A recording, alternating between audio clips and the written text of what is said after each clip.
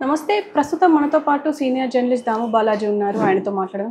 నమస్తే సార్. నమస్తే. ఈ పాస్టర్‌కి సంబంధించి ఇంకొక వాదన కూడా వినిపిస్తుంది. ఏంటి అంటే పాస్టర్ ప్రవీణ్ హెడ్‌లైట్ లేకుండా చాలా దూరం ప్రయాణించారు. అది మనం సీసీ కెమెరాలో కనిపిస్తూ ఉంది. అసలు దీనికి ఒక వాదన ఏంటంటే ఇతనిదే తప్పు అన్నట్టు కూడా వినిపిస్తుంది. దీని గురించి మీరేమంటారు? ముందు నుంచి కూడా దీని మీద బ్రాడ్‌గా 2 వాదనలు ఉన్నాయి. ఒకటి ప్రవీణ్‌దే తప్పని. ప్రవీణ్‌ది తప్పు అనడానికి ఒకటి తాగి డ్రైవ్ చేసి అతను యాక్సిడెంట్ చేశాడనేది ఒక వాదన. రెండో వాదన ప్రవీణ్‌దే తప్పని దానికి కొత్తగా వచ్చిన వాదన అతను హెడ్‌లైట్ లేకుండా చాలా దూరం వెళ్ళాడనేది రెండో వాదన. ఇది ప్రవీణ్‌దే తప్పు అనడానికి సపోర్ట్ చేసే 2 ఫ్యాక్టర్స్. ఇక రెండో వాదన ఏంటంటే ప్రవీణ్‌ది తప్పు కాదు, ప్రవీణ్‌ని హత్య చేశారనేది. హత్య చేశారనే దాంట్లో కూడా మళ్ళీ 2 రకాల వెర్షన్స్ ఉన్నాయి. ఒకటేమో ఇతన్ని విజయవాడలో 4 గంటలు మిస్ అయ్యాడు విజయవాడలో ఈ జర్నీలో. ఎందుకంటే ఇక్కడ 24వ తేదీ 11 గంటలకు మార్నింగ్ బయలుదేరిన వ్యక్తి అదే రోజు నైట్ 11:40కి అక్కడ యాక్సిడెంట్ స్పాట్, డెత్ స్పాట్ అక్కడ ఉంది. ఈ 12 గంటల మధ్యలో ఒక 4 గంటలు విజయవాడలో అతను మిస్ అయ్యాడు. 1 గంట 29 నిమిషాలకి చోటుప్పల్ దగ్గర ఇతను విజువల్ ఉంది. ఆ తర్వాత విజయవాడలో ఉంది. విజయవాడ నుంచి మళ్ళీ గ్యాప్ వచ్చేసింది. 3-4 గంటలు విజయవాడలో ఏం చేశాడో తెలీదు. అక్కడే పట్టుకొని ఇతన్ని చంపేసి ఉండొచ్చు. చంపేసి వేరే వాళ్ళ ద్వారా వెహికల్ నడిపించి అక్కడ యాక్సిడెంట్ స్పాట్ దగ్గర కొంతమూరు దగ్గర గోదావరి బ్రిడ్జ్ నెంబర్ 4 అంటారు, అది గామన్ బ్రిడ్జ్ అంటారు. ఇది వచ్చి నేషనల్ హైవే 16 అనమాట. ఈ గామన్ బ్రిడ్జ్ దగ్గర చంపేస్తారనేది ఒక విషయం. సో ఇప్పుడు ఏమైందంటే నిన్న ఇప్పటి వరకు పోలీసులు ఎంక్వైరీలో ఏమేమి విషయాలు వచ్చాయి, పోస్ట్ మార్టం రిపోర్ట్లో ఏముంది, ఇది ఇంకా అసంపూర్ణంగా కన్క్లూజివ్ అంటారు, ఇంకా కన్క్లూజివ్ కాదు. కాబట్టి ఇప్పటి వరకు జరిగింది వివరించడానికి Eluru range IG inspector general of police Ashok Kumar and తూర్పుగోదావరి ఎస్పీ, జిల్లా ఎస్పీ నరసింహ కిషోర్ వీళ్ళిద్దరు కలిసి ప్రెస్ మీట్ పెట్టారు. ముఖ్యంగా ఆయన అశోక్ కుమార్ దాని క్రానాలజీ ఆఫ్ ఈవెంట్స్ని ఆయన చెప్పారు. ఎక్కడ 11 గంటలకు బయలుదేరిన వ్యక్తి ఏ టైంలో ఎక్కడెక్కడ ఉన్నారు సో అని చెప్పి ఆయన వివరించాడు. ఆయన కొన్ని మిత్స్ని ఆల్రెడీ ఆయన నెగెట్ చేశాడు. ఒకటి, ఇతని బాడీ మీద ఒక బూటు ముద్ర ఉంది అని ముందు నుంచి, అది లేదని చెప్పాడు. ట్రాఫిక్ ఆర్టీ వాళ్ళ దగ్గర కూడా ఎగ్జామిన్ చేసాము, అదైతే లేదని చెప్పాడు.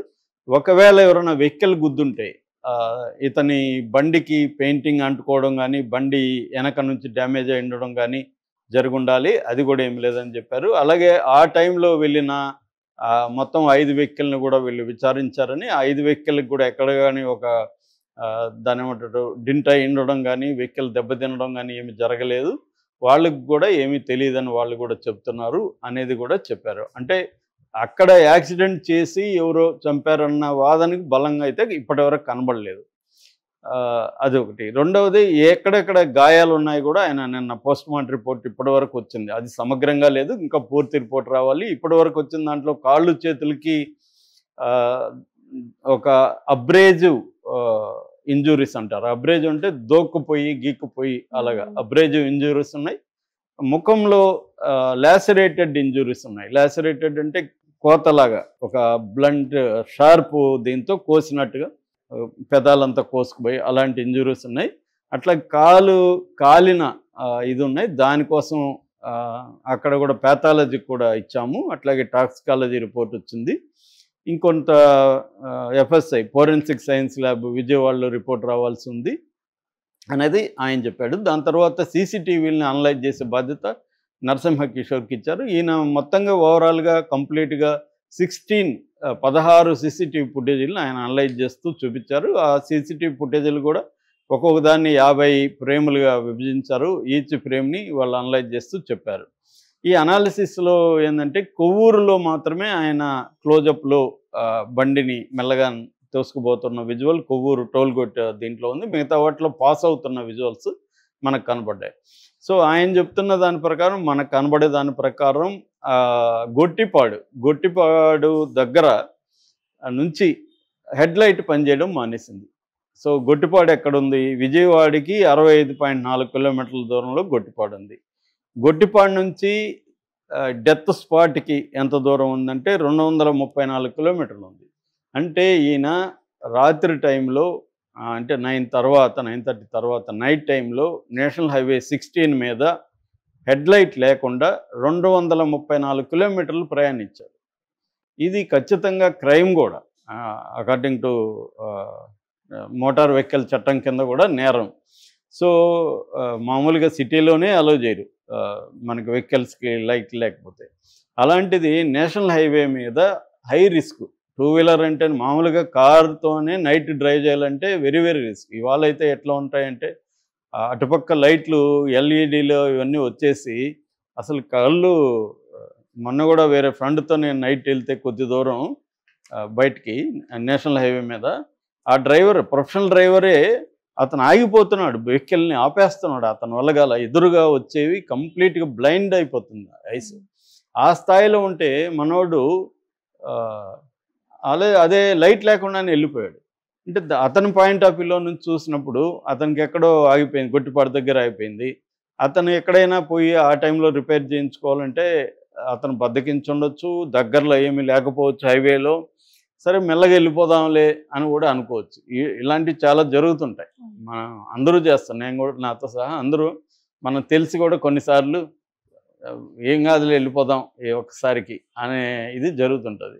చాలాసార్లు ఏమి కాకుండా ఉండొచ్చు. కానీ మనం అందుకనే రూల్స్ ఎందుకు పెట్టుకున్నాం అంటే 99 సార్లు ఏమి కాకపోవచ్చు కానీ 100వ జరగచ్చు. అందుకనే ఎప్పుడు రూల్స్ ఎందుకు ఉంటాయంటే నువ్వు 100% ఒక్కసారి కూడా బ్రేక్ చేయొద్దు రూల్ని. ఒకసారి బ్రేక్ చేస్తే రెండోసారి చేద్దాం అనిపిస్తుంది.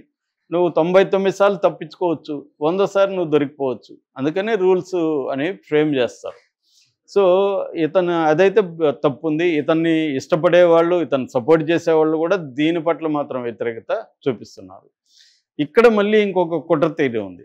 అసలు ఈ బైక్లో పోయిందే అతను కాదన్నప్పుడు లైట్ అతను ఎందుకు, అతనిది కాదు కదా ఇంకా బాధ్యత. సో ముందే విజయవాడలో ఇతను చంపేసి ఉంటే, విజయవాడలో ఎందుకంటే ఇతను 3-4 గంటలు మిస్ అయ్యాడని చెప్తున్నారు పోలీసులు. విజయవాడలో ఇతను పట్టుకొని చంపేసి ఉంటే ఈ బైక్ మీద వేరే వాళ్ళు వెళ్ళుంటే, గొట్టిపాడు నుంచి వెళ్ళిన వ్యక్తి ఇతను కాదు కాబట్టి ఇతని నెగ్లిజెన్స్ అని ఎలా చెప్తారు అనేది ఒక కాన్స్పిరసీ థియరీ, కుట్ర థియరీ. సో ఇక్కడ ఇంతకుముందు కూడా ఒక వీడియోలో చెప్పుకున్నట్టుగా ప్రధానంగా 2 వర్గాలుగా విడిపోయారు. ఈ పాస్టర్ ప్రవీణ్కి యాంటీ వర్గమేమో ఇతంది తప్పని నిరూపించడానికి ట్రై చేస్తుంది. దాంట్లో ఒకటేమో మందు తాగాడు, అది విజయవాడలో ఇప్పుడు అది దొరికింది కాబట్టి, ఆ సాగు దొరికింది కాబట్టి విజయవాడలో ఇతను 3-4 గంటలు ఆగి మందు తాగి వెళ్ళాడు అనేది ఒకటి. రెండవది ఇతను లైట్ లేకుండా వెళ్ళాడంటేనే అర్థం చేసుకోండి అతను ఎంత కేర్లెస్గా వెళ్ళాడో. అసలు ఇతనికి బయలుదేరేటప్పుడు తెలియదా, 11 గంటలకి బయలుదేరితే మనం ఎప్పటికీ అక్కడికి చేరుతామని తెలియదా, తెలిసినోడు విజయవాడలో ఎందుకు 3-4 గంటలు వెయిట్ చేశాడు, ఆగాడు. సో నైట్ జర్నీలు చేయకూడదు వెహికల్ అనేది స్పృహ ఉండాలి. సరే అది కూడా ఓకే. మరి హెడ్లైట్ లేకుండా 234 కిలోమీటర్లు ప్రయాణించాడంటేనే ఇతను ఎంత నెగ్లిజెంటో అర్థమవుతుంది కదా అనేది కొంతమంది మాట్లాడుతాం. సో ఇదేంటంటే ఇప్పుడు యాక్సిడెంట్ ఒకటి థియరీ, రెండోది యాక్సిడెంట్ చేయడం అంటే murder by accident, 2 murder and make it అనే లుక్ లైక్ ఏ యాక్సిడెంట్, 3 రకాల థియరీలు దీంట్లో ఉన్నాయి. సో ఈ యాక్సిడెంట్ థియరీలో మళ్ళీ ఇతందే తప్పు అనే థియరీ ఒకటి, యాక్సిడెంట్ థియరీలో వేరే వెహికల్ కొట్టేయడం వల్ల ఇతను పడిపోయాడు అనే థియరీ ఒకటి. ఈ 2 రకాల థియరీలు మళ్ళీ యాక్సిడెంట్లో ఉన్నాయి. యాక్సిడెంట్ బై మర్డర్ అంటే కొట్టేసి కావాలనే ఇతన్ని వీళ్ళు కావాలని గుద్ది యాక్సిడెంట్ లాగా చేసి వెళ్ళిపోయింది, ఆ రెడ్ కారే కొట్టేసింది అనేది ఇంకొక థియరీ. లేదు ఇతన్ని విజయవాడలో పట్టుకొని చంపేశారు, అక్కడి నుంచి వేరే వాళ్ళు డ్రైవ్ చేశారు, ఆ హెడ్లైట్ పోవడం అదంతా కూడా వేరే వాళ్ళ వ్యవహారం తప్ప ఇతనికి సంబంధం లేదు కాబట్టి ఇతను తప్పేమి లేదు, ఇతను క్లియర్గా చంపేశారు. ఎందుకంటే 1 మంత్ బ్యాక్ కూడా అతనికి థ్రెట్ అయితే వచ్చింది, అతనే సోషల్ మీడియాలో పెట్టాడు కూడా, నన్ను చంపేస్తామంటా ఉండారు అనేది ఆయన కూడా పెట్టాడు. థ్రెట్ అయితే ఉంది ఈయనకి అనేది ఇంకో థియరీ. సో ఇలాగా రకరకాల స్పెక్యులేషన్స్ అయితే ఉన్నాయి. పెద్ద పెద్ద వాళ్ళు కూడా హర్షకుమార్ లాంటి వాళ్ళు, లేకపోతే కేఏ పాల్ లాంటి వాళ్ళు కూడా, ఈవెన్ ఆయన ఎవరు మన మహాసేన్ రాజేష్ లాంటి వాళ్ళు, ఇంకా చాలా